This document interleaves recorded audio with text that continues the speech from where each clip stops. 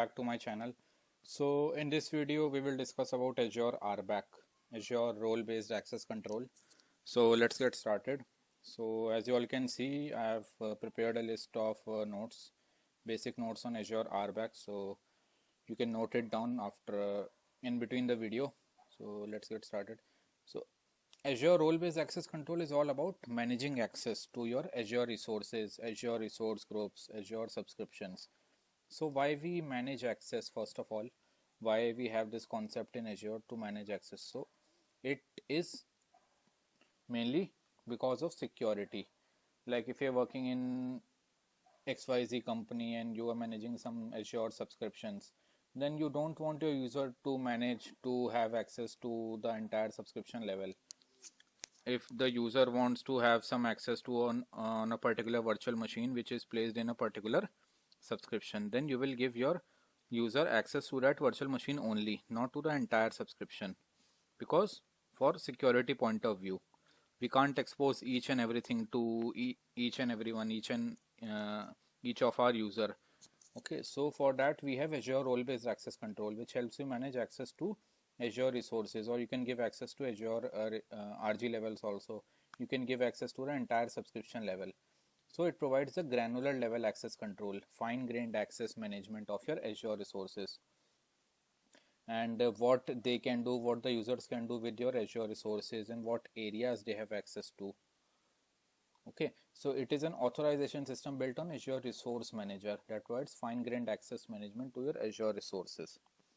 Like if you want to give access to a particular DBA group obviously they will be needing access to SQL databases only. Then we can create a group and we can assign that group access to your SQL databases only. And second example can be allow one user to manage virtual machines in a subscription and another user to manage virtual networks. We won't be giving both the users access at the subscription level.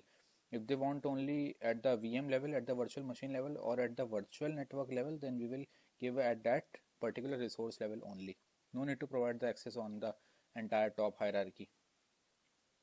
This is all about just a brief introduction about Azure RBAC, and now let's come to security principle, role definition and scope. So in Azure RBAC we have role assignments and we have deny assignments. Like in role assignments, like what are the type of roles you want to assign: owner, contributor, user access administrator. What type of roles you want to assign, to whom you need to assign, what will be the scope, at what level you want to assign. So that is all about role assignment. Security principle, as I told, it's just a user or group to whom you want to assign a group. That is called security principle, as simple as that. It represents a user, group, or a service principle that is requesting access to Azure resources. Like if we have a user called user A who wants to have access to a particular virtual machine, then user A is called a security principle. Simple. Role definition, the type of role which you want to give: owner role, contributor role, reader role, user access administrator. These are the role definitions, which is basically a collection of permissions. It lists the operations that can be performed. With reader role you can only perform read operations, you cannot modify any existing thing. Okay, similarly is the case with other: contributor, user access administrator, owner role. Owner can do each and everything. He or she can manage the access, he or she can remove the access. Okay, so this is called role definition, type of role. Security principle is the user. Scope, as I told you, at what level you need to provide the access. You can have up to 2000 role assignments in each subscription. You can remember this thing: 2000 role assignments can be there in one subscription. And just like we have role assignments, opposite we have deny assignments, which attaches a set of deny actions. In role assignments we attach the set of actions with which user can do. In deny assignment we attach a list of actions which user cannot do. Now let's role assignment defines a set of actions that are allowed, while deny assignment defines the set of actions that are not allowed. So same thing, deny actions block users from performing specified actions even if role assignment grants them access. So same thing is there.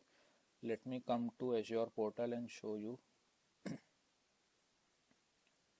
Let me create a particular basic resource. just to show you guys how we can assign role.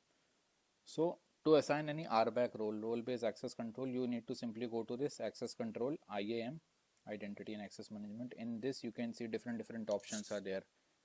Check access, if you want to verify the access, view the level of access, okay, then you can go to check access. Role assignments,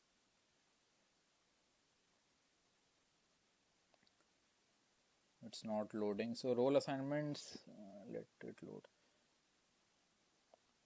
Why it is not loading? So in roles you can see different roles, owner role, contributor role, okay. Deny assignments, just the opposite of role assignments. Classic admin role, classic admin is also one of the role. See, role assignments you can see. So these apps, Ansible SP, Lakshman 44, these are the applications which are having contributor access to this resource group by default. If you want to, let's say if there is any request or any requirement, you need to assign a role to any user to this particular RG, simply click on add role assignment, select a role that you want, owner role, or you want contributor or reader, different roles are there. So these are mostly not, they are used but not all used. So mostly these owner, contributor, reader, these all are used. User access administrator, these type of roles are mainly used. If I want to assign reader role to my user, and whom you want to assign the role, user or any app service, any container, you can select that, and then you need to select the name. If it is a user, you will select this category and then type the name of that user. If it is a data factory or app service, you will select app service, select the name of that app service and click on save.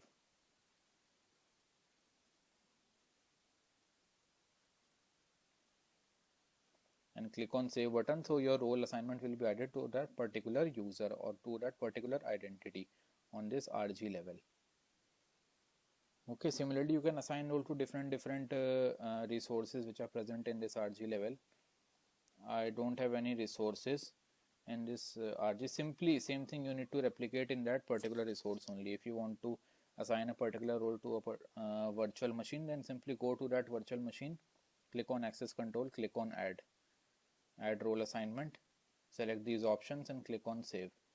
Role assignment will be added and it will also reflect in this section. You can verify that also, it will be reflected. Like if I give a particular user owner role, it will be reflected as that username and owner role, and on this RG will be there. It is showing subscription inherited. It means the role assignments which are present on this resource group is inherited from the subscription.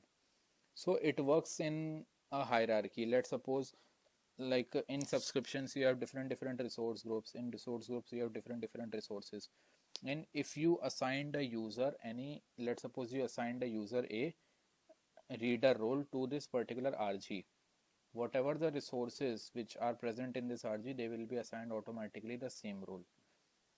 That's why it is showing subscription inherited, because it has inherited the roles from the subscription level. Let's suppose you have a subscription XYZ subscription and you have different RGs, different resources, and if you gave a particular role to a user on that subscription level, all that role will automatically be transferred to your RG and to your resources which are present in that subscription. Okay, and if you want to assign co-administrator, simply add co-administrator. It can only be added as at the subscription level. Simply you will go to that subscription, select that subscription, click on IAM, same thing you need to do at the subscription level. Go to your subscription, I'm showing it in RG only. Add co-administrator. So co-admin is also like a role. It is like a owner role only, but there is a little difference between the two. Like owner has all the permissions. Owner can deny or remove any role of any particular user, while co-admin cannot remove. It has all the permissions except co-administrator cannot remove or add any particular user, while owner can add or remove any particular user from a particular role. Co-administrator cannot do that. And last option we have add custom role. So we can also define custom roles in case the predefined roles are not completing our requirements, then we can also create a custom role. We can give a custom role name, description we can give, permissions we can give, clone a role, or if we need to create the role from scratch, if we need to create the role from JSON file, we have some JSON file in which the roles and definitions are defined, then we can select that JSON file.